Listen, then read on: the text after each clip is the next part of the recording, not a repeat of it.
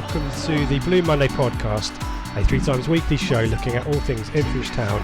I'm your host, Richard Woodward, and I'm delighted to welcome back Ipswich Town aficionado David Diamond to talk about the last bit of our season review.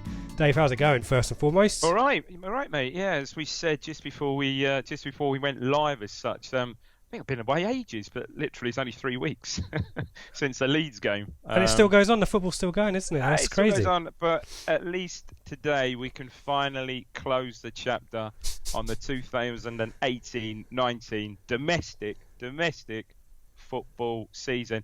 And I've got to say, frankly, I'm not sorry about that, really. No, Joe and Mikey were talking about film trilogies. Like, I'm trying to think. This is obviously the end of the trilogy, which the Godfather trilogy got worse and worse, didn't it? So I'm kind of thinking it's maybe that Matrix trilogy. They were slagging off Game of Thrones and Lord of the Rings as well. I'm not sure. I'm taking that, but I'm going with Godfather because the cast was all right in the Godfather films. So we're okay. Quality, it just kind of died a little bit, didn't it? Yeah, no, I see where you're coming from there. Yeah. But again, even with the town this week, it's been quite a busy week. So it's quite a newsworthy week. Stat put something out. Was it last week? And I don't know. Sorry if you picked up on this previously or one of the previous pods. That there was one day last week. I'm sure it was last week where Stat finally said, "Yep, that's it. This is the first day since August the 4th." Where there has historically been no Ipswich Town match. Yes, I remember that. Yeah, and there was a GIF file to go with it, like a commiseration one. I'm trying to think when was the Bolton game? Is that so? We're recording this on Monday evening, aren't we? Bank Holiday Monday. I assume it's got to be coming up, isn't it? Or is it's not happened yet? The Bolton Barnsley game, one. Oh, the Barnsley one. The playoff final. So it was a corresponding day.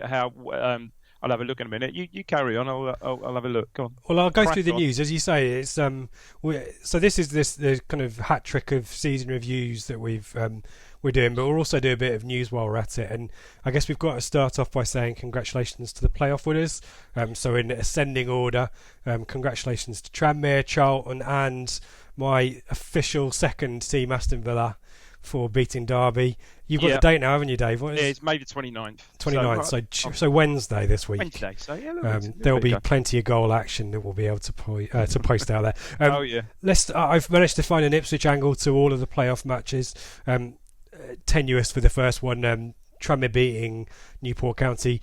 James Norwood's the star for Tranmere, or the kind of focal point. Twitter's getting a bit excited because he's on Twitter, obviously, but there's lots of chat that the deal to bring him in is complete or is as good as. Your thoughts on him firstly as a player and anything about this silly season of transfers? He's clever. He's obviously a bit. I quite like him. He's obviously got quite a goal aggressive, in him, isn't he? He has in League Two. Seems quite feisty, a bit spiky. Run, I thought, from what I've seen, runs the channels quite well. Makes intelligent runs. He's not the perhaps 6'2" plus 6'2", 6'3" striker that perhaps I feel we might need. But look, he's goal scoring. If he can convert, I don't know, what is it? What did he finish with? 26, 20. Oh, he's the top scoring. Yeah, 28 football. Maybe. If you convert 2/3 of those into League One, then he's our player. Then happy days. But at least, and we'll get to this in a minute. What I quite liked already, at least we've got one through the door already, which for Ipswich standards is just unheard of, really, isn't it? His contract hasn't even ended. We'll come back to him. Yeah, good shout. Yeah. He's on Twitter, and obviously people getting excited. I guess my advice to everyone is to temper your expectations when it comes to transfer season, because there's no point tweeting James Norwood like he's arrived in the building yet, is there? No, at all. And he did the right thing in playing it down after the playoffs. Of course, he's going to play it down. And they've got up, haven't they? So, we'll wait and see. But I think it's at least positive. I see we've also linked today. I saw again on the fans forum on TWTD some fullback from Pompey as well. Nathan Thompson. Yeah, I think I saw that as well. Yeah. We're going to be linked with all kinds of players and players going out, and Bart's already been kind of linked with Birmingham again, so I think we can...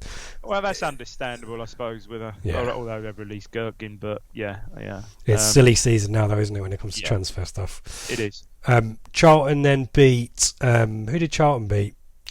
Sunderland, a repeat of the famous final from 98. 98, that was incredible. The own goal was just unbelievable stuff. Shocking, wasn't it? Yeah. And that would have knock the stuff in it. I mean, I suppose the only thing with the own goal, it was so early on, wasn't it? It wasn't as if it was. And they equalised, didn't they? So. Yeah, they did. Yeah. But ex-Ipswich midfielder Lee Bowyer in charge of Charlton. That's the angle that I've got there on Charlton. It's I guess he never really thought of Lee Bowyer as a midfield as a management material, but he's done well there, hasn't he?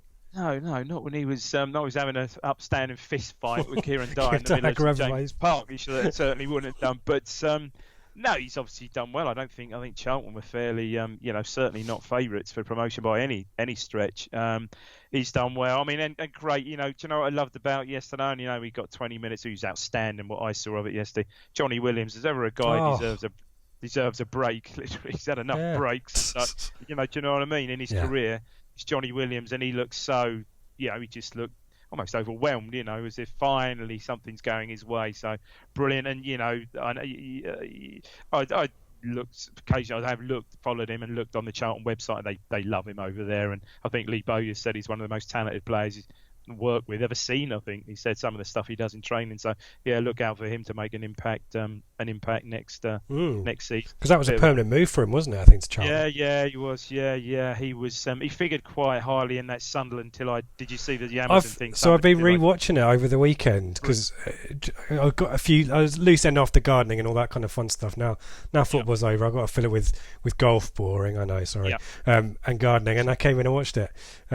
And fantastic. He was even quite emotional at the end of that. He's had for his 25, 26, however old he is. I mean, talk about stop-start career. All right, had some, I suppose, enjoy the glory of Wales, getting to the Euro semis, etc. But potentially, he's still got. Well, what's nice about that? He's still got a lot of his career left. Fingers crossed for him. He stays injury-free. I mean, in my opinion, I think of all the lone players we've had, let's put De Santos to one side. And I mean, Fraser was brilliant, but Johnny Williams, I thought was just absolutely outstanding. Definitely. And I know GB and the Naked Footy Show thinks that also. Yeah, I was gutted when he didn't sign permanently. And Williams, the Sunderland Till I Die documentary was really interesting. They kind of filmed him having a counselling session as well. Really good for kind of mental health, and demonstrating the footballers had that. But he was a target, wasn't he? He was always injured. I remember even was yesterday because he can run. Very few players can run that. Quickly with the ball and change direction, very low centre of gravity, are quite strong, but some of the treat. I mean, I go back to, I know he got his just desserts, but Eklund, when he's cut him in half in Portman Road, imagine Johnny Williams. Okay, he got straight to the playoffs that year. That was 14, 15. Imagine a fit Johnny Williams for the rest of that season. Who knows? Yeah, exactly right. So well done, Charlton. They are up to the Championship, and Sunderland. A big fish in the League One pond next season. Questions over Jack Ross, maybe? They had a big budget, didn't they, coming down? Massive budget. $4 million for Will Grigg. Yeah, for goodness sake, certainly you've got, made the playoffs, but a club of that size, I've got to say, underachieved, definitely. And adds extra kind of weight into the top six mix, which if we do manage to turn things around and look into challenge, and it's another team that we're going to have to knock out of the way. It does, but unusually again, I don't know. Well, I used to know the stats for this, but unusually yesterday was a case of Charlton, who finished third, got the promotion spot. So fair play, I suppose. Exactly right. And finally today, just a few hours ago, well done to Dean Smith and John Terry's Aston Villa. Bloody hell, I'm not going to go through that, but fantastic for Villa. Big club, obviously, in the Championship, and I'm only going to say nice things about Villa. And good luck. Well done to Tyrone Mings as well. He's and Grealish obviously turned their season around, but Mings coming in added some real kind of rigidity to the defence, and he's worked well with JT at the back. And there's someone who's had his fair share of bad injuries as well, Mings. And you'd think with them getting promotion, I know they love him there. He's gone and he's made such an impact there. You'd think that's his likely destination next next season. And the hope is a big sell-on clause as well. Well, one would hope so. But Derby baffled me today, mate. How they can start a playoff final and not play a recognised striker is absolutely beyond me. Yeah, and you saw the impact when Marriott came on, then Waghorn. Exactly right. Okay, you could say Villa were 2 up and perhaps were sitting back a little bit and inviting it on, but they caused real problems. Do it at half time. Conceded just not long before after. Do it at half time or something. But yeah, I didn't understand that. And what was interesting, I thought the game had two young stars. The two loanees, Wilson and the other kid from Chelsea, Mount, were both pretty average today. I think the occasion big game. Got to them a bit. Final ball, which is pretty been spot on for both of them this season. Yeah, I think. Yeah, the occasion got to them a bit, but yeah, well done, Villa. And Villa. I think we all said on the pod, leading up to the play, I mean, Villa had such an unbelievable run, for Christ's sake. Yeah, March they were 8th or 9th, I think. Yeah, they had the momentum going in. Great from Derby to come from behind and beat the first team to do it and beat Leeds. Yeah. But maybe the manager showed his slight inexperience today. Yeah, maybe Chelsea's a step too far at this stage. It's going to be an interesting season for Derby next year. I mean, the Ipswich thing we need to mention is Marriott and Waghorn, obviously. Something I read on Twitter, Darren McAntony, the Peterborough chairman, said that Martin Waghorn's shin cost him 75 grand because I think he's on 9 goals, Marriott, and that would have taken him to 10. I didn't know. And I think it's a 75k top up. We were talking about this just at dinner. We were talking about that, and we thought it might be 14 to 15, but it was 9 to 10. I think it's 9 to 10. Yeah, I did a quick nose on the internet, so there you go. Yeah, he clearly did get a sort of hair's breadth of a deflection, but that didn't really change the path of the ball. But yeah, it did sort of touch him, didn't it? Oh dear, yeah, that's unfortunate, isn't it? Well, I wonder how much. Well, they're going to need all the money they can get, aren't they, Derby, next season? Because financial fair play has got to catch up to them at some point. Borough want to take legal action. It's the card that Borough were playing, wasn't it? So yeah, this could be. I mean, it's always an expensive one losing in the, losing the final. But yeah, this could be very, very expensive indeed. Yeah, I think so. And aren't they now? Just not that far behind us. Sorry, what am I saying? We're no longer there, but they're now the second by comfortably the second longest. Well, sorry, the longest serving club they will be next season in the Championship. I think that's a dubious honour, which I think we'd probably quite like to have kept on to that in hindsight. Well, I think so. I know, when you look back, when you look back on it, 62 years we had in the top 2 divisions is a hell of an achievement, really. I suppose. I think I did see the list. We're only bettered by 10 other clubs, is it? Like your Arsenal's, Liverpool's, obviously. Man U's, not that many clubs have enjoyed that success, kind of, and certainly top status, I guess, isn't it? Status. Yeah, exactly right. Well, more of how we ended up in the 3rd tier to come.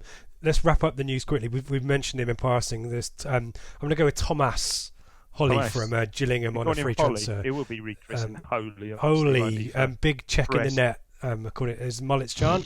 6'9", but apparently gets down quite well according to GB. You can add your own jokes into there, but what's not to like? 6'9" giant of a goalkeeper. He's like the third.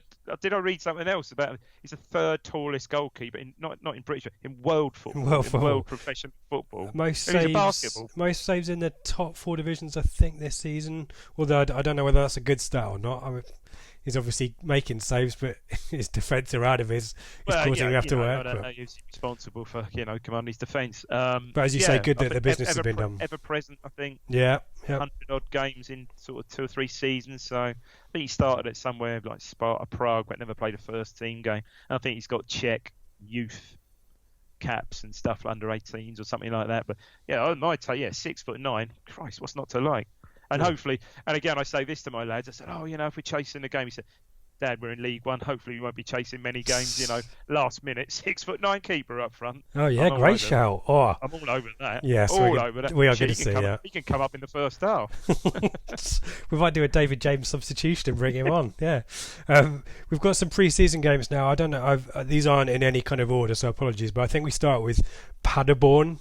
I think that I'm pronouncing that correctly. It's a new Bundesliga team, I think. Switched grounds or something. Yes. Yeah, I saw Joe's out there, isn't he? Joe's. Are you going out? Or? Well, so there's this mini pre-season tournament they haven't officially announced the details for yet.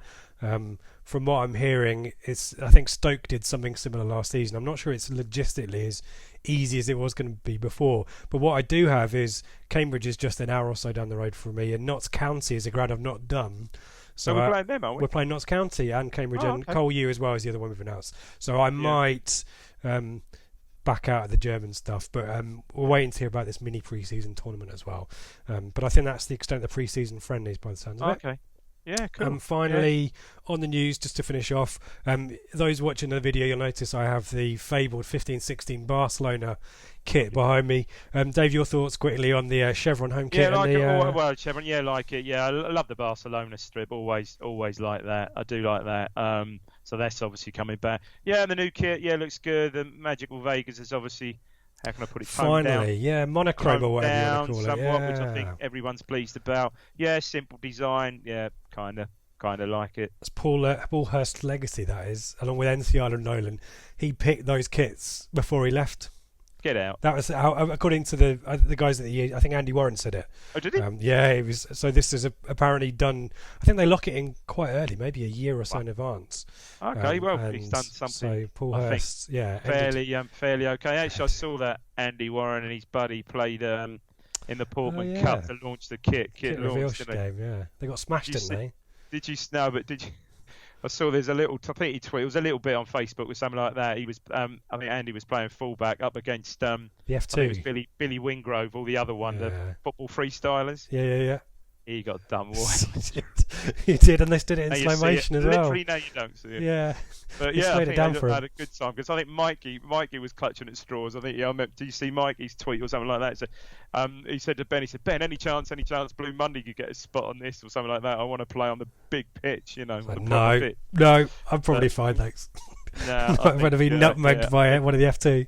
Yeah. I think it's. I'm not sure we've got proper press accreditation. I don't think. But, no. Who's worried about that? Maybe next season, or maybe we'll do our own kit launch or something like that. Yeah, absolutely. Good stuff. Should we start with the fixtures? So we've got the last third of the season. It doesn't start well. Looking at this, I think we've got obviously the sad demise, but I think we've got probably the best stuff. Results-wise, we've probably done all right. I think. I haven't worked out the statistics, but we've got. That's a good point. I should have done that. Performance-wise, we probably have. Yeah. Probably just by. Go on anyway. Well, so when we left Mikey and Joe, we just talked about Sheffield Wednesday, the 1-0 defeat in the last minute, which was a real kick in the teeth. And we followed that up on Sunday, the 10th of February, against ye old enemy up the road in Norwich. A few things to talk about here. Firstly, a 3-0 scoreline, Hernandez and Pookie with two of the typical kind of goals that he scored during the season. But it didn't feel like a 3-0 game, did it, Davis? That's a game. You go into that game, Norwich are flying. We're obviously not. Keep it tight. Yeah. Keep it tight. Well, Knudsen comes back in, doesn't he? So the whole intent is to keep it tight. And Knudsen is drafted in at left back to try to do that. But the early goal, it comes down that side, doesn't it? It's a shocker. The early goal's a shocking, soft early goal. And you're up against it. But then, you expect the onslaught, and it really didn't come. And, you see the Norwich fans crowing afterwards, you'll be dominant. But they really weren't. We had a lot of possession. From what I can remember, didn't really hurt them at all.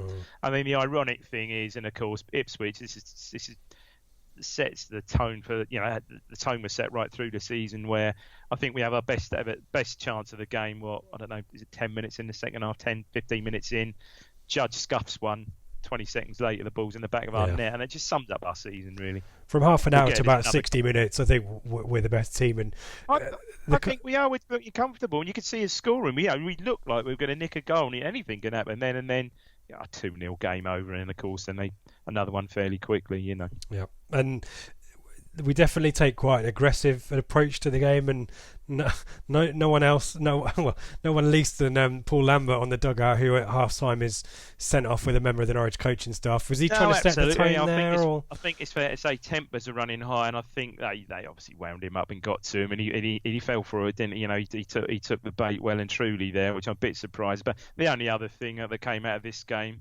if there was a player that had lifted his game this season, it was Freddie Sears, I'd suggest. All right, he got half a dozen goals, but that was bloody prolific by our standards up till second week in February. And what does he do? Sort of looked fairly like a heavy tackle, but like a knee knock, didn't it? Fairly innocuous knocking of knees, and Ace, he doesn't look good. Limp. I think did he get carried? I think he limped off. Yeah, I think he did. He did. And scan and within the next few days, ACL out for the rest of the year or something. Yeah. And the calendar year probably. Yeah, which is a real shame because he would be, I think, a big asset and can still be a big asset next season. Yeah. Let's move on from Norwich because there's not many positives to take from that one. But as you say, not a bad performance. The scoreline didn't really do justice to the fixture. But we now go on this this crazy run of 1-1 draws, starting against the aforementioned Derby County Wednesday 13th of Feb. The return of Martin Waghorn to Portman Road. Knudsen keeps his place, but he moves over to centre back. In a kind of 4-2-3-1 formation, and this is a really solid performance as well. Again, it's a really crap start.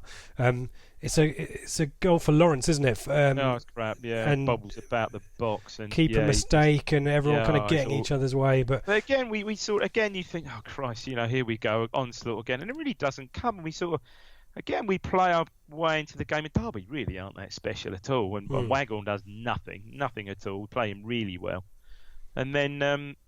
This is a substitution, wasn't it? Nolan comes on about 3 minutes in the second half or something like that. 60 minutes, I think. Really good move, I think. Great assist from Quana. Yeah, this is the first thing that you see about Quana for once holds the ball up intelligently, nice intelligent run by Nolan off his man buries it, I think, and that you think, I like Nolan. I think he can be a big player for us next season, and I think that was one of the first. Okay, he scored early on at Birmingham, didn't he? That's one of the first things you see. He gets ahead of the ball, and ahead of the runs past the striker, accepts the ball.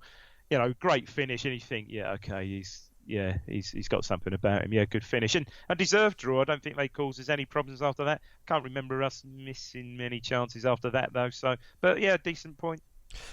It was Nolan's goal outside the boot. I seem to remember it being an outside the boot kind of low one, wasn't it? It goes in the keeper's near post, does it? He sort of cuts across it, hits it off his sort of instep. Yeah. Because he scored some really good goals. We'll come on to one in a few weeks' time against West Brom. But the Birmingham goal is one that we talked about being Ben a few weeks ago. Lovely goal. Lovely goal. He can score these, can't he? And in League One, you'd expect him to be a big player for us. Well, I think he was. I mean, I think certainly for Shrewsbury season before, he was one of the outstanding players in League One, wasn't he? Yep. And we'll talk. Exactly right. And his defensive partner in the deal from Shrewsbury, he'll start to feature as we go through the season as well. I think he's got a similar role to play as well.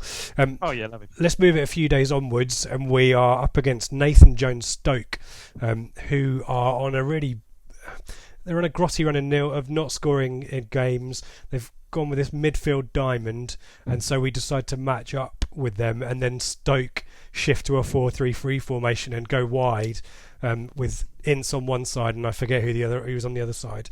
But again, it's this defensive mix-up, isn't it, that leads to the goal. It's Knudsen and Bart getting this is one where they leave crosswise. Yeah, exactly right. And I think Knudsen heads it back, and Bart isn't expecting it, and McLean dinks in and stabs it home. Awful goal, range. Yeah.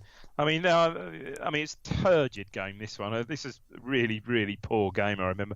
The only thing, obviously, to look forward this day was the first Blue Monday live later on that evening, of course. It was. Which was made all the more better by the last-minute headed equaliser by one Will Keane. But you have to give... It's kind of an assist for the substitution for Lambert to bring on Enciala for the corner. Oh, this is where he called. That's right. I forgot about that. Comes on to create havoc. So the pit. Yeah, no one's quite sure who to pick up. Actually, good point. Yeah. Nice finish by Keane, and another good point. Bloody awful game, man. We deserved the point, I think, that day from memory. Because it's a dreadful game.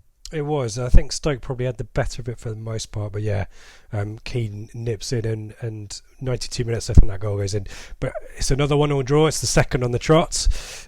Stoke are a weird one because I think most people had them as promotion favourites. Gary Rowett kind of didn't go well there. Nathan Jones comes in. Any thoughts on Nathan Jones next season, do you think? Yeah, big season. I think they rallied quite well towards the end of the season and did pick up after that. I want to say from perhaps March onwards, maybe mid-March onwards. I think he had a half decent finish to the season. Big season for him. Big move for him. Big club. Moving from Luton to Stoke. So be very. You'd expect Stoke next season. I'm going to get it in to be there or thereabouts, you would think. They've got the parachute money as well, which can only help. Yeah. Let's move it forward a week as well. So we Blue Monday Live, by the way, it was great fun, wasn't it? It was good. Oh, brilliant! Yeah, and obviously hoping to do it again next season with a bit of luck. Fingers crossed. Yeah. I think so. So a week on, and we are off for another 1-1 draw. This time away at Wigan, a team down at the bottom. I think they were fourth bottom when we played them. Lots of incident in this one. Not a great game, but we went to a 3 in the back system. Again, Lambert kind of shuffling it around a little bit, and it was kind of working. We started really well, and then after 25 minutes, ball over the top. And it's Clark versus Knudsen, and Chambers is over to one side. Knudsen pulls him back, and after 25 minutes, we are down to 10 men. Knudsen, I don't think, is seen again in an Ipswich Town shirt. I'm not sure he is. That is it for him. I'm not sure he is. Yeah. And again, the thing about this game was really, really great because then we take the lead. So within 10 minutes, we're 1 up. Penalty. And sort of holding out reasonably confident. I mean, I know the lad's playing fullback. Does he play? I know what. Did you go to this game? Was he playing? Yeah. Was James play fullback wherever he was playing? Centre mid, fullback, bloody left wing, wherever he played. He was all over the place. I think he was officially a right back, but he was all over the place. And he finally got one. Typically for us, he finally got one right at the death end. To sum up our season, of course, who scores the equaliser but Joe Garner, of course. Yeah. And again, that game, Keane, who was starting to look good, all right, he scored the week before, got a penalty that day, torn hamstring out for the next 10 games. Yeah. Hey, honestly, he couldn't make it up because it was ridiculous. Yeah, and we played half-time kind of came in. You could get the sense that Wigan were just lobbing players on the pitch. They were going more and more. Nick Powell came on, and obviously Garner came on as well. But we were holding out. I don't think they were missing quite a lot of chances. They weren't. They were obviously dominant in terms of possession, but the clear-cut chances just weren't happening. And then Reece James, who player of the season, definitely team of the season, right back. He'll have a good career somewhere next season. Probably another Championship loanee, I guess. You'd think so. Bobby or maybe, depending on that. Yeah, someone like that. Yeah, outstanding player, and he finally got one right. And I think did it deflect? I can't remember. Did it deflect to Garner? But yeah, it was a bit of again. You could say it was a bit sloppy defensive play. But he was Lambert called out Downs on this one, didn't he? It was Downs and James, and I think it goes through Chambers' legs, possibly, or Pennington's legs. It's just horrible one. And these moments summed up the season. We've kind of had 3 games in a row previously, Norwich, Derby and Stoke, where we'd contrived to give away an early goal, and fortunately we came back into those, but every time we kind of conceded a goal, it generally felt like game over. And I come back to this Sunderland Until I Die documentary, it was exactly the same for them as well. And relegated teams or teams in relegation trouble, mentally, if they don't score first and they concede, we're not coming back into this, and we just can't score goals. And fortunately, this one we held out, had our chances to double it up as well. I think Judge has another chance in this one. Yeah, I think he drags one wide, doesn't he? But it's the game the following week is the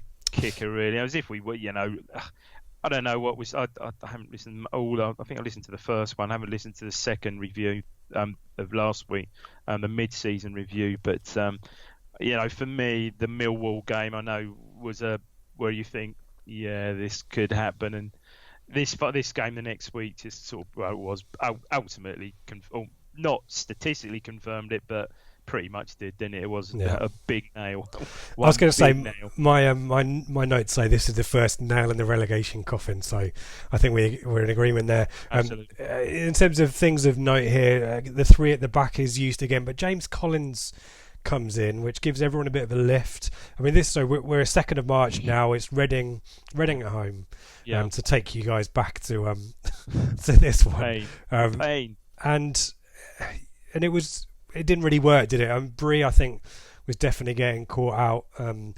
Chambers was exposed down the right hand side as well.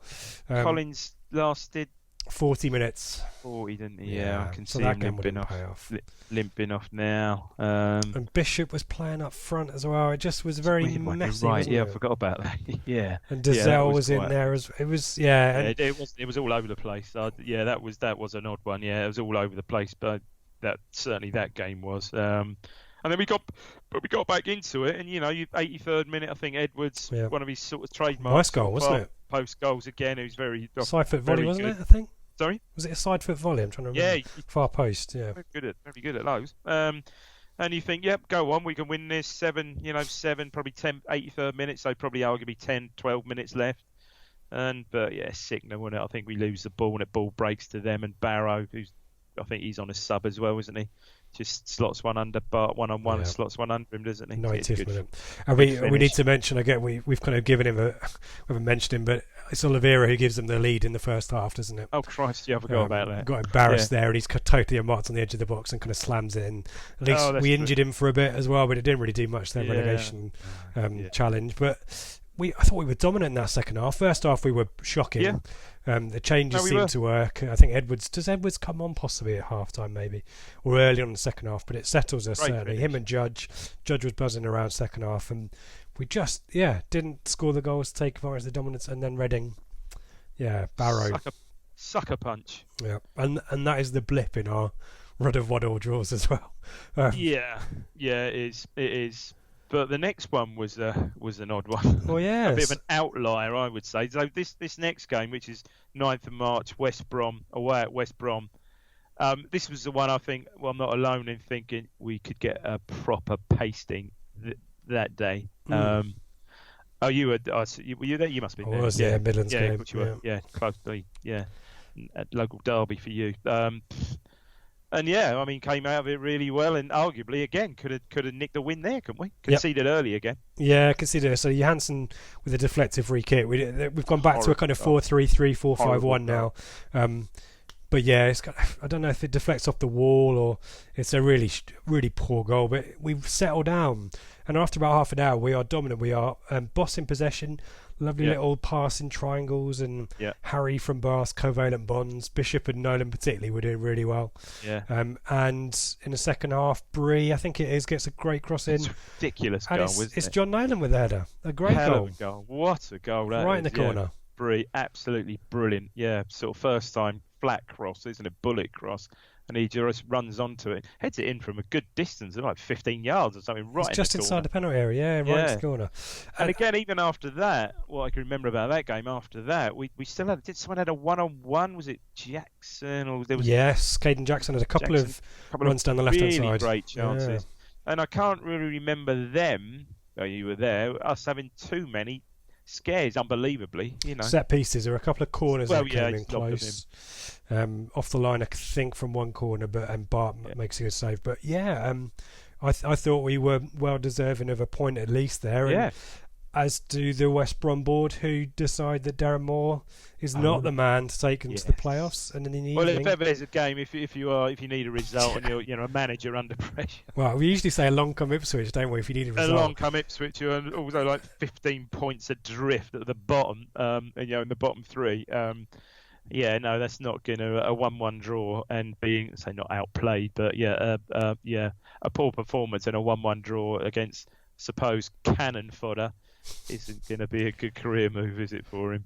And to be fair to West Brom's board, admittedly they didn't replace Darren Moore, but they got in the coach. Is it James Shan? Yeah, he gets them to the playoffs, doesn't he? Because he does. I think they were. They were there or thereabouts, but they were dropping a bit. Yeah. I mean, there's a thing, with their flipping heck, them not getting up. They're mind-boggling really with that attack. Although obviously Gale didn't do himself favours and miss through suspension and one thing and another.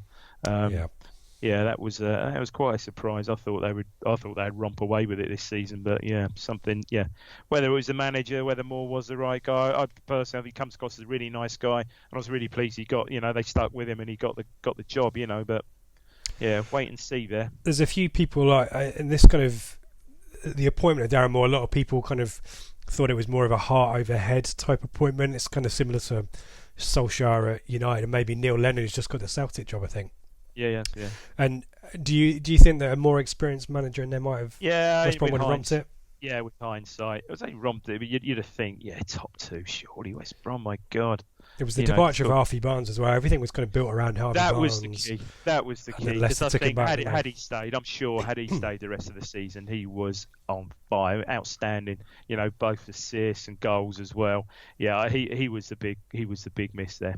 Definitely. I think it'll be a tough season for them next year as well, because I think Jay Rodriguez will go. I think Dwight Gale's on loan, isn't he? It's part of the Rondon deal. I don't think he is. I'm not sure whether he will go there. That would be interesting. And Barnes. What was interesting with Barnes as well? I know Leicester did have some injuries, but he got quite a bit of game time with Leicester as well. He did. Yeah, he's gonna be top player, I think. And again, this is ignoring the Reading defeat. Another 1-1 draw for Ipswich, but against a team with top 6 aspirations. So these are. It's weird to look back at these games. Should we go through the end of the run of 1-1s, or should we do this now? Kind of this thought that we should be winning these 1-1s, but it's against teams that are higher in the league than us. We took a point off every team in the top 6. No team in the top 6 doubled us. No one in the top 6 beat us. No one who got promoted beat us at home. No, that's true. Yeah. But you just couldn't win a game, could we? That's the thing. But at the time, we're kind of looking at the performances, because I guess a lot of people had accepted relegation was likely, but a goal here or a goal there, a goal against Derby or a goal against West Brom maybe. Yeah, you're still in it. And you're in it. You're still in it.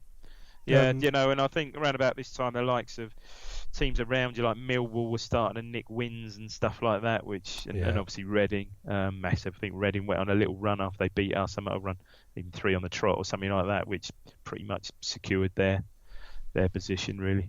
I think if there was a 1-1 draw in this run, where I think we should have won it, it's the next one, which is Tuesday 12th of March away at Bristol City again, a team just outside the top 6 that fell short, a rotated team, so we've got Nsiala Emmanuel coming in, Kenlock as well, Dazelle comes in, Dawkins, Ilmazuni and Harry Wright is on the bench. Played really well. And we were great, weren't we? And they score against the run of play, and again, in a similar vein to Joey Garner, it's Adam Webster who scores the goal for them. Only his second goal, I think. And then we started really well. Then they had a period of play. I think they obviously scored the goal. I want to say 40 minutes, something like that.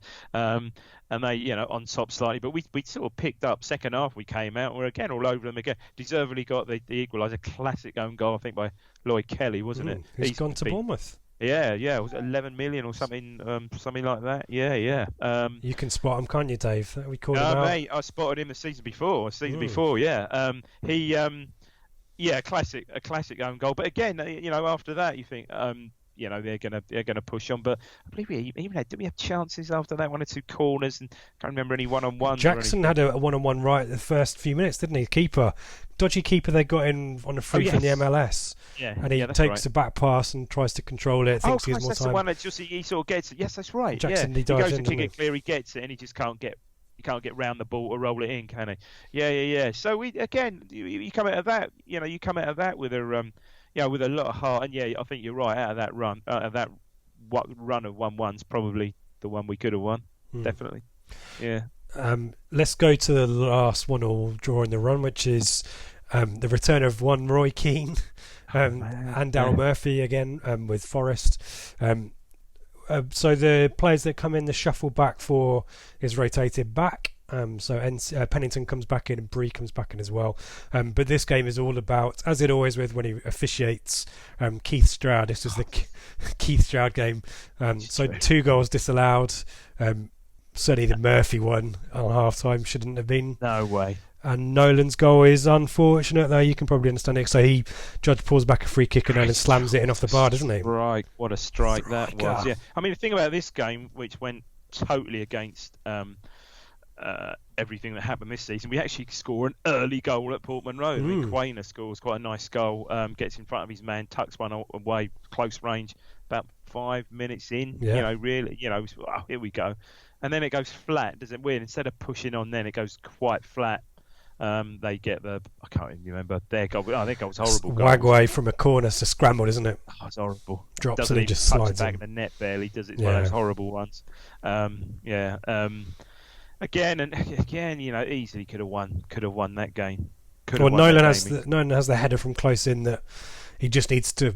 We talked about this on the flagship show, and my theory at the time is he should score because he's unmarked in the penalty area. The cross comes in. A hell of a goal, but his body was pointing away from goal, so his head is.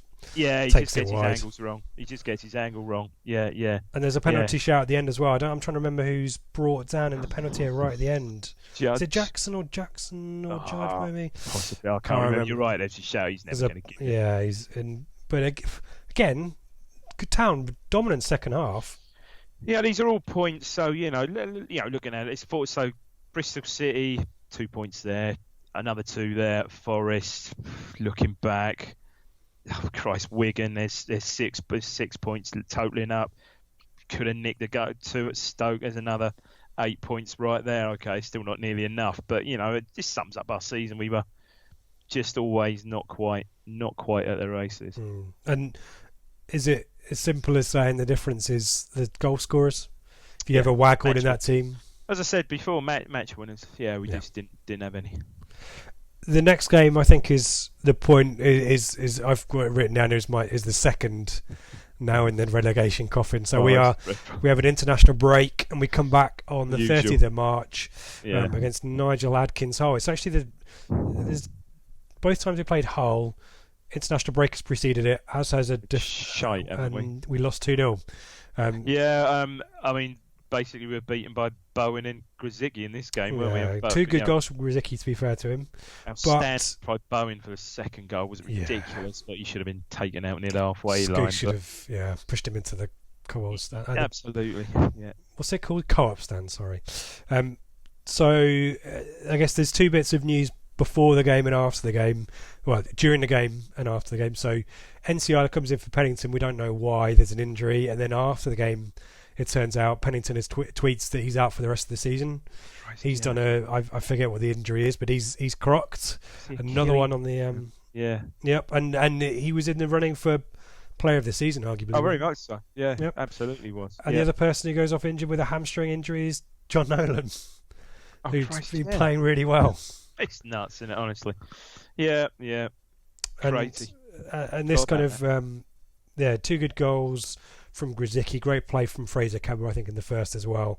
Quite aware, quite unselfish, but the run by Bowen for the second was ridiculous, and a great finish, you've got to say. Runs it pretty much the length of the pitch. Ilmazuni comes on for his home debut. And I think Joe's kind of sees him more of as an attacking midfielder rather than a wide player. I think. He's got it. He gets his head up. He's looking to play. I remember him coming on, and he's sort of, quite confident. Getting the ball to feet, knocking it off first time, and looking to knock it past players and run beyond them. I like the look of him. It doesn't quite slight build, but obviously one that looks, or you would think would be more than capable of playing a division down, League One. I think this might have been a ticket promotion game, perhaps, but I think the Reading game is certainly one where the atmosphere is really kind of negative at the end. There's not too many games where the Portman Road never turns, does it, during the season? I think there might be a few boos or whatever, and particularly the end of the Hurst era. This game was just flat, wasn't it? We didn't really turn up. Horrible game. 2 good goals at really bad times, kind of, and this is the one where it feels like it's basically done. This season there were so many games. I mean, I think that had gone beyond this, but how many must-win games do we have this season? Half a dozen, probably. Where must win this one, got to win this one, And every time after the international break, I don't know. I know Stat would be able to do it, but what our win percentage is after international break has got to be down there somewhere. My God, yeah. We go and we have the jollies and go and do something. So we are 13 points from safety at this point. So it's not looking good for us. However, we have a win coming up, Dave. We have a win. Saturday, 6th of April, Bolton away. The game that is on, is off, is on, is off. it's on finally. The IT issues. Someone turns on off the server and turns it back on again. I don't know what it is. Honestly, but Bolton, I guess a lot of people talk about how good our season was. The fact that Bolton, who are in such disarray as this game illustrates, have 3 more wins than us in the end of the season, just shows how weird our season's been. Yeah, awful it was. I mean, the thing about this game was the 2 accomplished finishes by Quana was just outstanding goals. Weren't they, really? The second one particularly. Where they come from? Spin and a firm volley. Fantastic goal. James Collins comes back in. I think this is possibly his last appearance. I think in a Town shirt, and Dazelle comes in as well. But yeah, it's all about Colin Quana, and there's an Emmanuel own goal at the end. Again, I remember that certainly spoilt Stats. They got Stat excited, I think, because it kept that run, because we conceded in every single away game, didn't we? Okay, yeah. So there's So I know we had more to come, but I think he was getting quite excited about that. He certainly that was another spreadsheet he could. Yeah, it's worth saying at this point that we haven't scored 3 goals or more in a home match yet either, as well. So no, we haven't. So more on it's got that to come as well. But a positive and a good away following again. And hoping to build some momentum, and then along come Brentford. So Alan Judge back at his old club.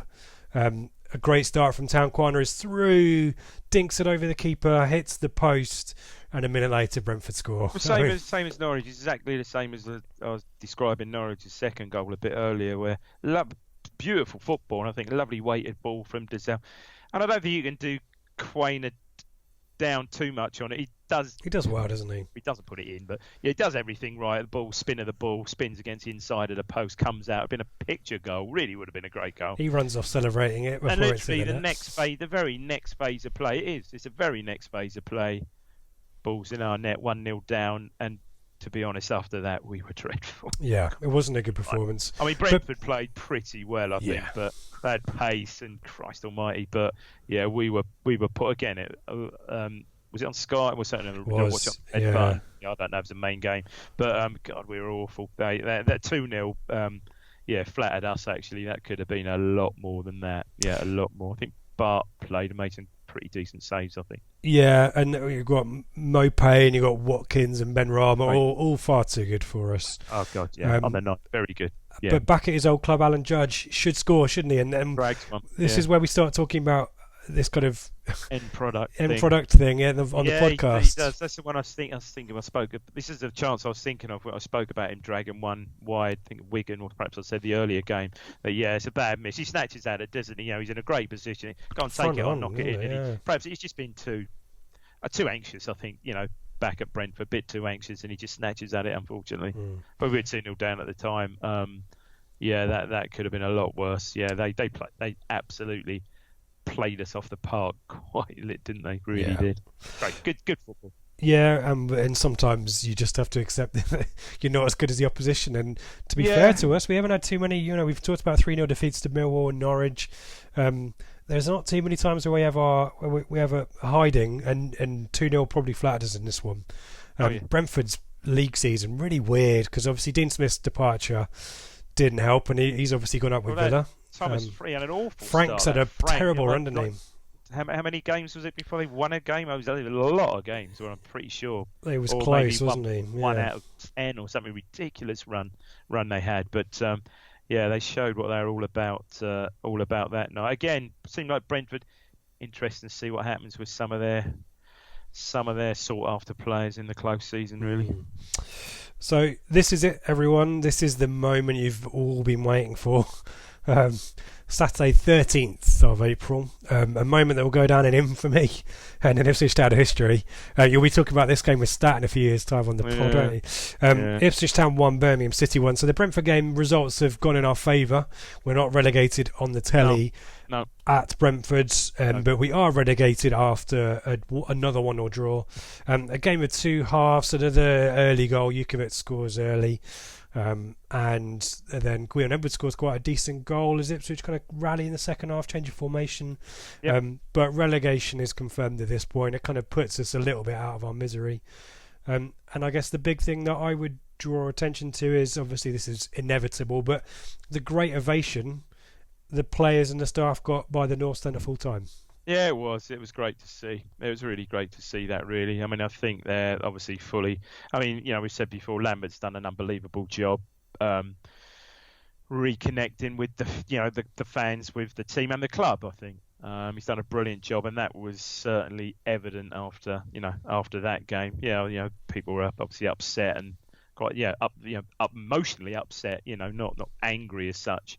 So that was... that was a really real positive, I guess.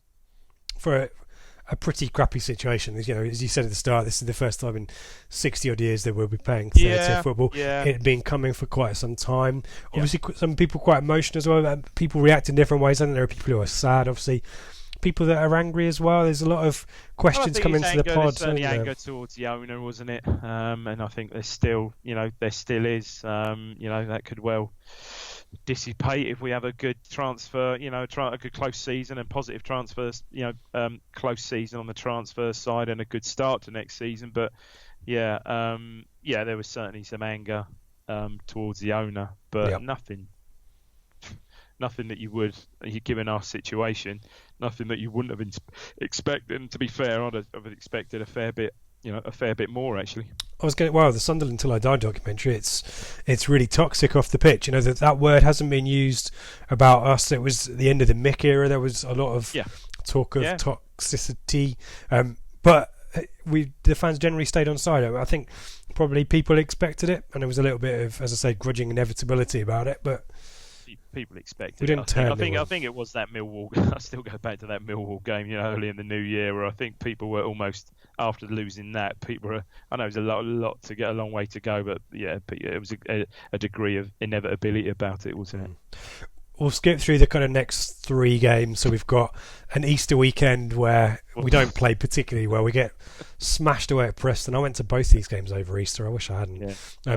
Swansea one was the only one I missed all season. I didn't go to that one. And you missed very little on that one. It was a late Routledge winner, wasn't it? Yeah, Dyer. Yeah, so good goals for Preston. Robinson gets 2, Nemec gets 2, but everyone was.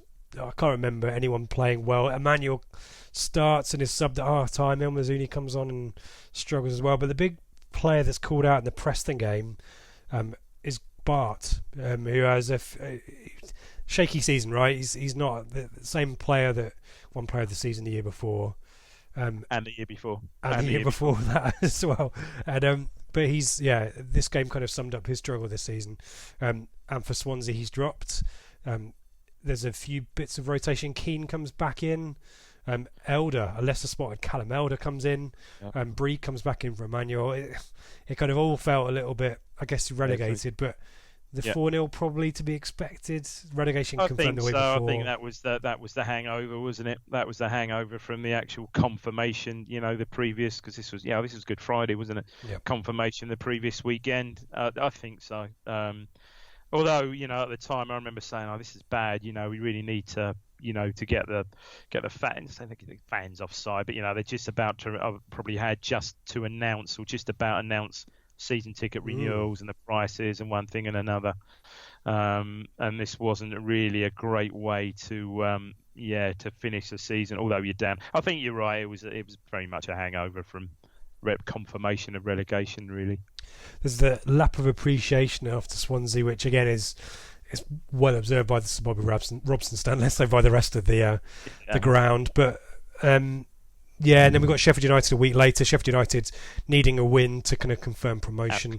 Outclass. And men against boys, really. I guess the talking points. Gherkin comes in again, but there's a 3 at the back situation with Scouse, the deeper sitting centre back, who did play well. I've got to say, who had an exceptional game. I thought that arguably the most effective game he had all season, probably. I thought he played really well, but Christ, they just absolutely ran rings around us. And again, for them that pretty much all bar the shouting confirmed promotion for them that day, didn't it? I think it did pretty much, bar a mad score the next weekend for them and Leeds, but.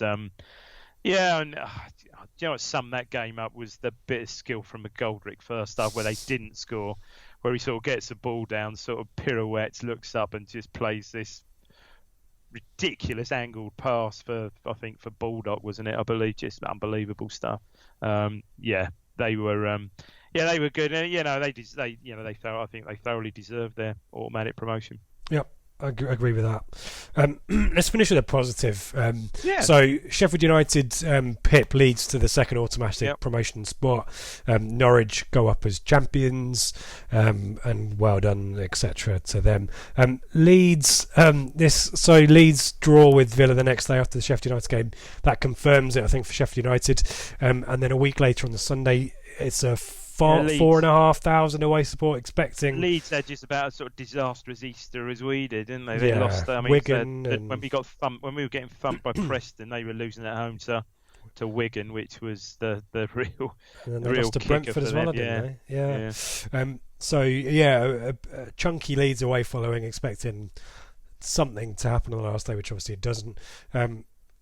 But this is a kind of I was going to say a great way to finish the season, but it's a crap season, isn't it, Dave? But there's some really good things to call out from this game, isn't there? It is, and I can't recall us getting much luck this season. There was some. Okay, you make your own luck, I guess, and there's always that old adage, and we certainly had a fair share, I'd say, of bad luck. But for once in this game, we got two giant cake slices of luck, didn't we? For God's sake.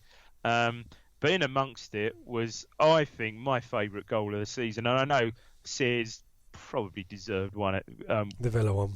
Yeah, it was a hell of a strike, let's face it. Although, again, I thought his one at home at Bristol City was on a par with that, just for the move and the movement. But the goal that Dizelle scores to put 2-1 up, just after absolute picture goal. And it's great work from, great to see our young players involved. They say brilliant work by Downs. Again, pretty good hold up, good play from Kwana, good hold up play, and just Dizelle coming off the right just showed what he's all about. Just absolutely, he just strokes it, passes it with a bit of curl in. I was trying to find the right word for it. Stroking it into the corner is exactly the right word. Yeah, lovely class goal. And Downs' first goal as well. And then we have the Downs' first goal before that as well. I forgot about that, of course, yeah. And he'd had a really good end to the season as well, didn't he? He did, yeah. I forgot about his first goal. Yeah, nice, smart finish. So he scored Dizelle. So again, you can see, okay, here's the future. Then we have the comedy roof penalty, of course. And a Chambers red card. We'll come back to player of the season in Chambers in a bit. But yeah, there's your big slice of luck. Well, and then the winner. It's another one. Yeah, it's a game that doesn't really mean anything. It's a dead rubber. You call it what you may. But yeah, and then right at the end, major defensive cock up, and basically Quainer walks one in from 10 yards or 15 yards or something like that. Again, we hadn't seen that happen to us this season at all, have we?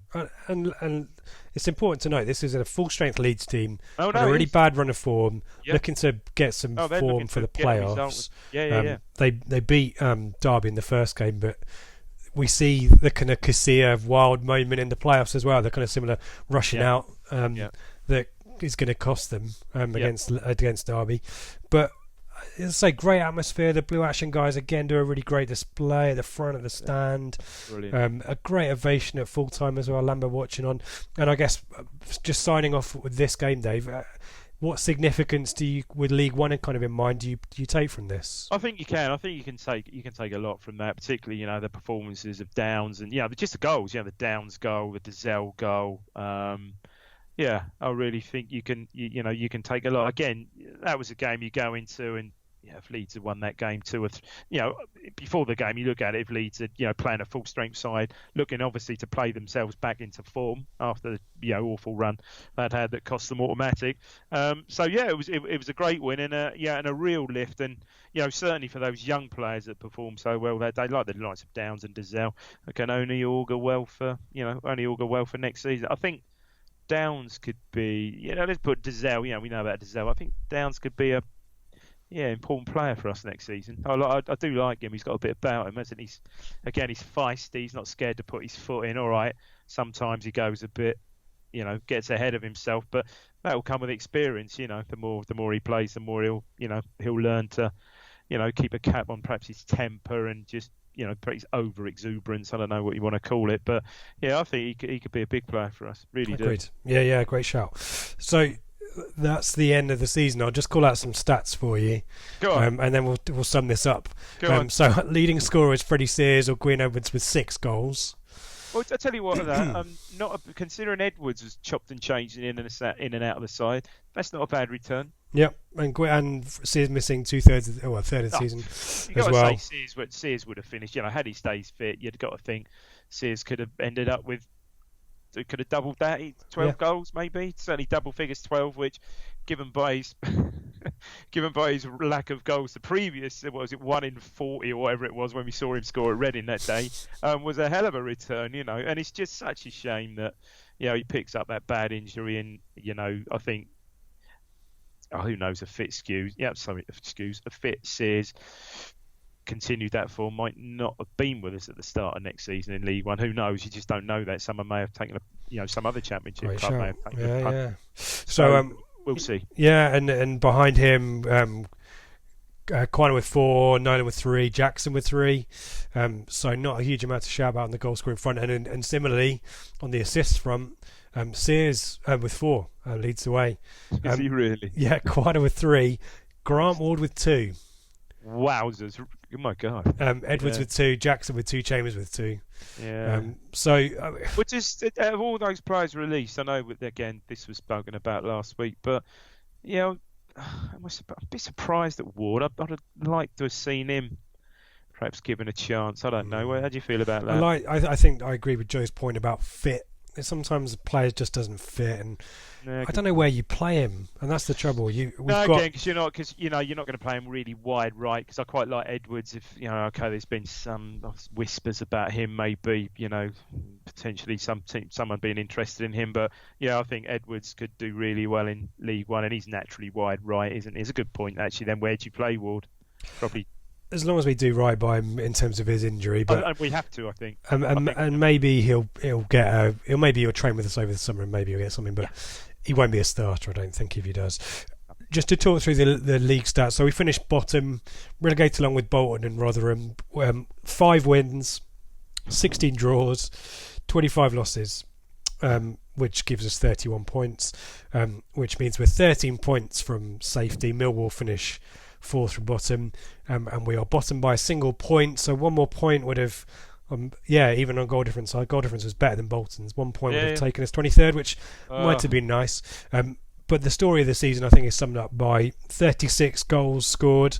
Only Bolton scored less, and against 77 and 2 more teams, Bolton got 78, Rotherham 83. There's the story. There's the story of the season. Relegation teams can't keep clean sheets and they can't score goals. No, there was a lot of rotation, wasn't there? There was a lot of rotation in the back. And there wasn't really a settled back 4, really, was it? As such, I can't really remember. I know, obviously Spence started, I think, and then he was in and out, and then obviously Knudsen, and then he was in and out, and it was just tough. And then Pennington, you quite rightly said earlier on, had he stayed fit again, another player who perhaps would have been a good shout for player of the season, a good player. Don't think he's a Premier player. I'm not sure he's going to cut it at Everton at all, but it's just disruption all season, injuries and poor form and injuries really. Yeah. And it's all about the player of the season. So Chambers wins player of the season, supporters player of the season, which I think is more of a sympathy, kind of acknowledging that he's kind of shouldered a lot of the kind of responsibility. But the end of the season is poor for him, really, isn't it, form wise? Yeah, he hasn't won that on. For me, he certainly hasn't won that on performance. No, so difficult to pick, man. Chalobah. Yeah.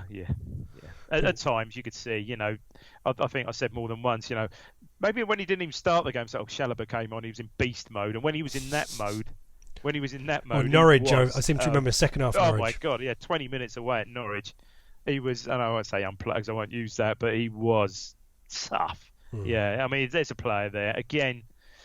Good enough to. He's young though. He's so young. What's he, 19? Whatever he is, good enough to cut it. I don't. First pro season as well. These are his first pro appearances. Yeah. I think he'll have another championship low, won't he? He was, and as you would expect with a player that young and his first, pro season in first team football. He had his ups and downs. Of course, he had his ups and downs. There were certain games, but where he had his downs, there were certain games where he'd give the ball away, but he wasn't afraid to play. Do you know what I mean? Early on in the season, there was places where he shouldn't have played, but he wasn't afraid. He had that confidence about him, and tough. Yeah. Sadly, we won't see him again, but he'd have got my shout, I think. Yeah. What are your summings up generally, and what do you kind of take into League One from it? Because this is something that as a club we haven't experienced too much of. We talked about that on the flagship. The relegations, fortunately for a club like Ipswich, are few and far between. But this is the lowest we've fallen for some 60 years. The owner situation there is a bit difficult to call. Lambert, I think, has got a lot of goodwill, but there's a lot of pressure on Lambert to hit the ground running, isn't there? He's got to have a good transfer window, a good pre-season transfer wise, and juggle that as best he can. Bart's going to go, isn't he? We're going to get some money in for Bart, you would think. I mean, what I take from last season, I think, was not much. Lancaster was, I mean, young Jack Lancaster came in, and there's a player there, and again, if he gets a full pre-season, if he starts or not, he's going to be a player, and he's the one player I think that came through last season that you can see if he has a good season next season, then there'd be some interest in him, I would have thought. Another one for me who is my pick is Bishop coming back. Bishop coming back, at least getting a slight run of games. All right, he'd start one, then play an hour, then perhaps he'd miss one or two, but at least towards the end of the season he seemed to get a general level of fitness. He wasn't missing 4 or 5 games on the spin, so that's got to be a positive, because again there were signs in certain games where he did play last season where he's the one player that can glide past players and make those runs from midfield, and just he's got that lovely centre of balance about him, centre of gravity about him. He was another positive for me. Encialo, I mean, I think he's going to have a big part to play. Similarly, Nolan. Encialo, I really like. I just like him generally. I think he's certainly a proper out and out centre half. Yes, he's got a mistake in him, but I kind of like that. You're on the edge with him, aren't you? I kind of like that. And he's quite quick, and he's got some good powers of recovery as well, which I think he's got. So, going into it, you keep those two, Nolan, Enciala. I want to say Bishop, obviously Judge. You'd think Downs. There's a decent core of the side, really. Chambers, I don't know, mate. I don't know. I know people are saying, you're dropping down a level, but I think if your legs are gone at any level, he seemed mentally exhausted, didn't he? He's been such a good servant for Town, which he has, brilliant. And you say, he's such a good, what he does with the young players. He's such a role model. It'd be sad if he, say had a bad start to the season and then, gets dropped and stuff like in League One, for Christ's sake. I just wouldn't want to wish that on him, But look, who knows? I don't know. No doubt if he comes through pre-season fit, no doubt he'll start. But he would. I would not have wanted him to be our starting centre half going into another championship season. I don't think. I think that's fair. I think he misses the first game anyway through suspension. I think he just the first one. But where are you strengthening if you're Lambert? Are you? So we've already got a goalkeeper. We might even know him. And the kid from Swindon who's been on loan at Swindon, Wolfenens, obviously. Oh, of course. He's going to come back.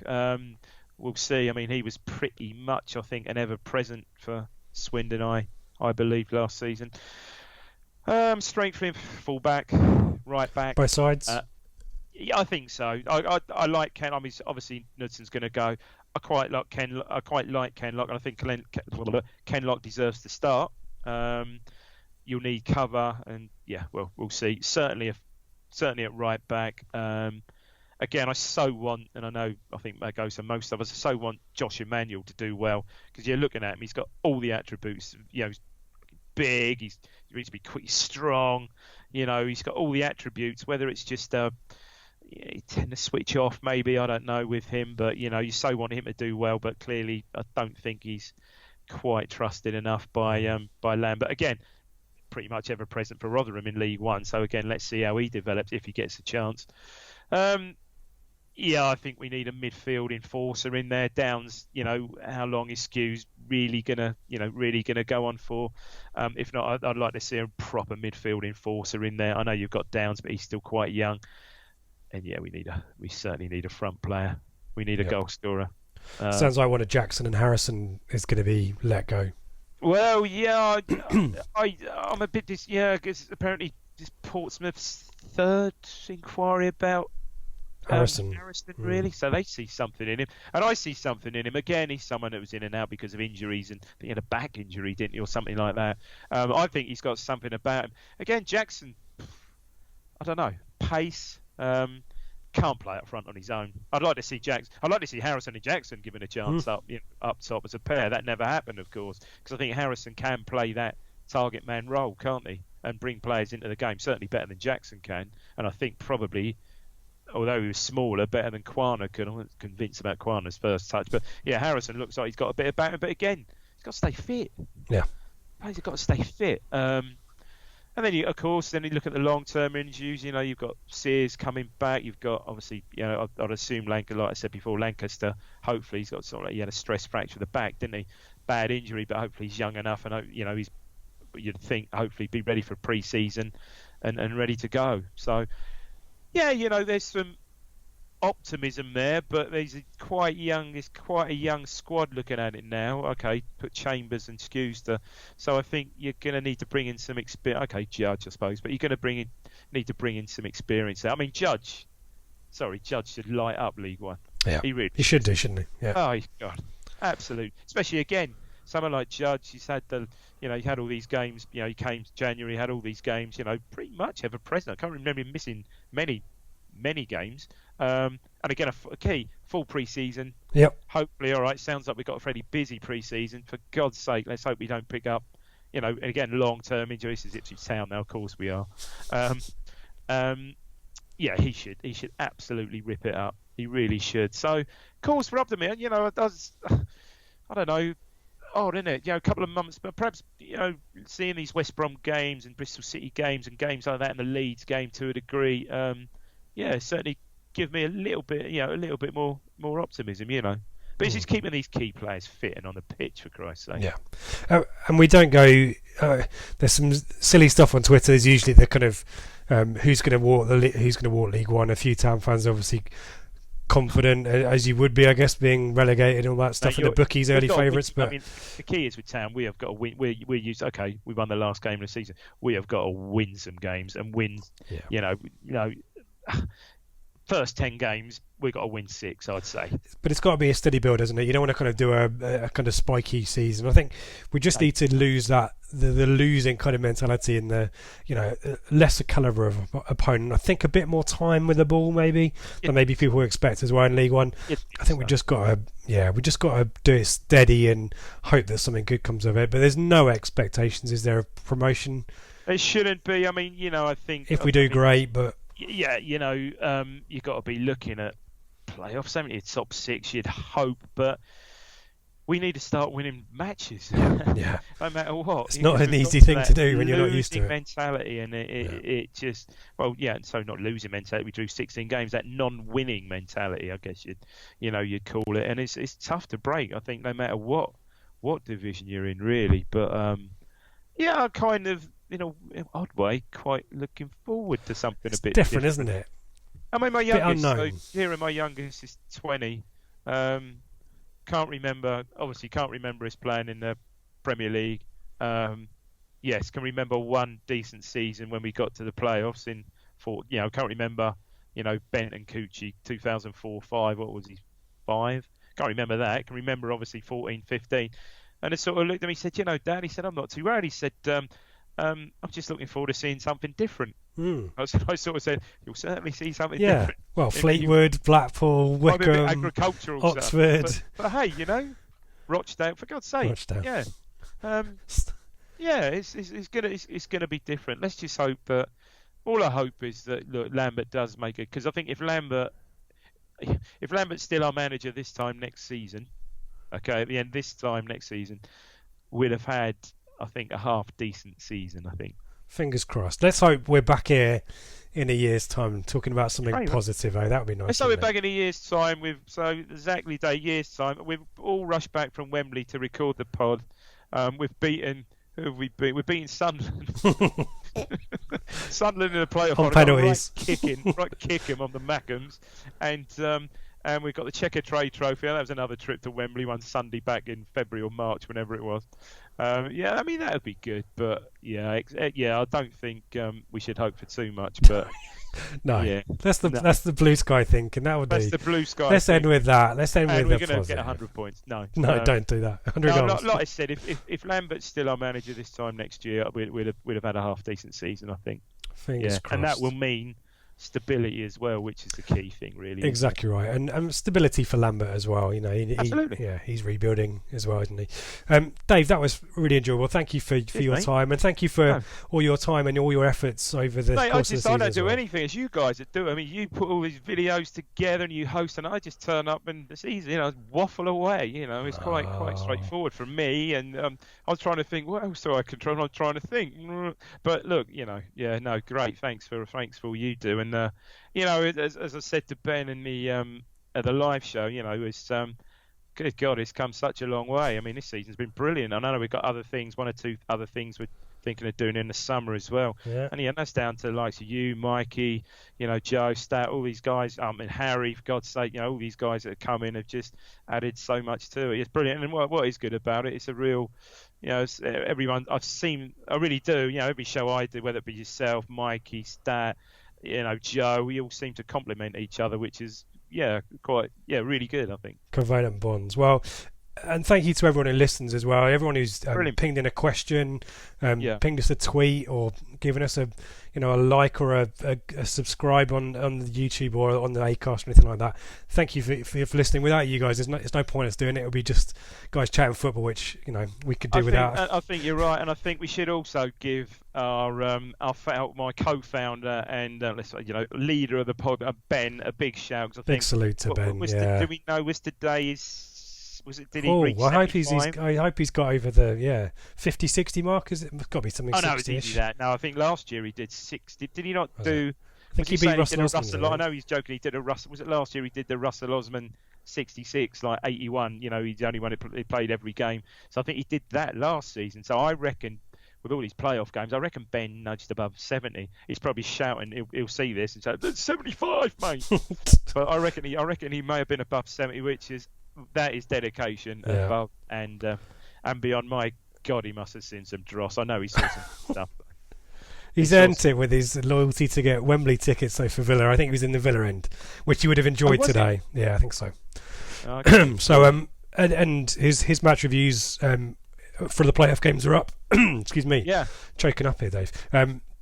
And as you've kind of teased, there's a few bits and pieces of summer content that I think we've got in mind. Depends if we can get ourselves off the golf course or out the garden or wherever we'll find ourselves. Funny enough, I was like you. I got some gardening in today, and I'm now going to concentrate on. Sorry for those non-golf lovers, but I'm going to concentrate on some golf now for the rest of the summer, I think. Yeah, come back with a golf podcast. But there's some stuff from no, that is not the summer content that people want. But I know that you and Stat have got some. Switch off. Yeah, exactly away. Right. Yeah, Mrs. That's awesome. I forget Maxie. I think Max something on Twitter. I forget his surname. Sorry, Max hates golf. Tried to get into a debate about that, wasn't having it. So definitely a golf podcast will happen at some point. We'll get Mikey Jones. I'll tell you who does like a golf, who would like a golf podcast. Oh, Jules. My old mate Jules. Yeah. Jules Hughes. We'll get him on. Loves his golf, mate. Yeah, he's just I'm due to actually have a game with him because I still haven't met Jules before.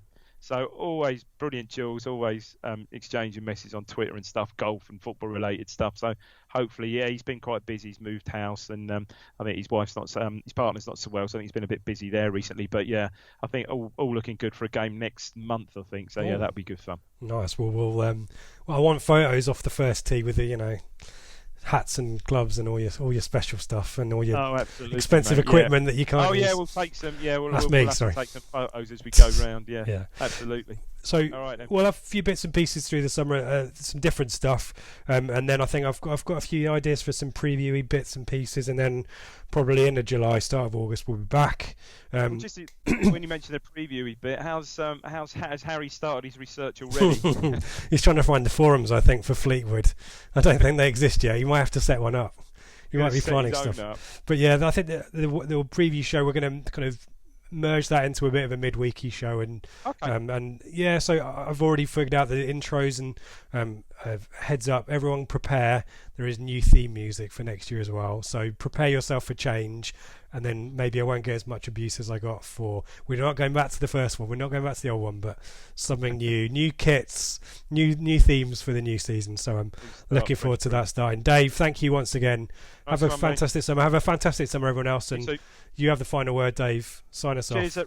Cheers, everyone. Believe it, League One won't be as bad as everyone fears, I'm sure.